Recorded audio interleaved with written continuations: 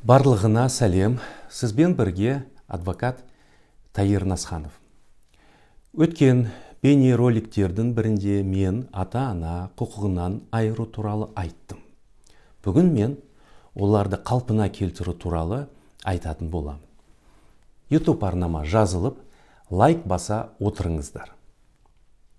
Ата-ана құқықтарын қалпына келтіру, ата-аналардың мінез құлқын, өмір салтын және ата-ана тәрбиесіне деген көзқарасын өзгерткен жағдайда орын алады. Құқықтарды тек сот тәртібімен қалпына келтіруге болады. Ол үшін басқа ата-ана мен баланың тұрғылықты жері бойынша сотқа ата-ана құқығын қалпына келтіру туралы талап арыз беру қажет.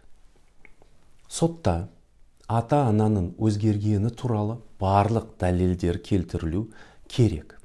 Дәлелдерге кәмелетке толмағандардың істері жөніндегі инспектор беретін жұмыс орнынан және тұрғылықты жерінен мінездеме, наркологиялық және психоневрологиялық диспансерде есепте болмағаны туралы мәліметтер, сондай-ақ ата-ананың түзілгені, бұрын құқықтардан айырылуына әкеп соққан барлық кедергілерді жою туралы толық мәліметтер жатады. Сондай-ақ қорғаншылық органы талапкердің тұрғын үй тұрмыстық жағдайларының баланың қалыпты тұру үшін, жағдай жасалғандығына қарау үшін міндетті түрде тексеру жүргізеді. Сондықтан дәлелдер неғұрлым көп болса, он шешім қабылдау ықтималдығы соғұрлым жоғары болады. Ата-аналар баланың істі қарау барысында өз пікірін білдіруге құқығы бар екенін білу керек.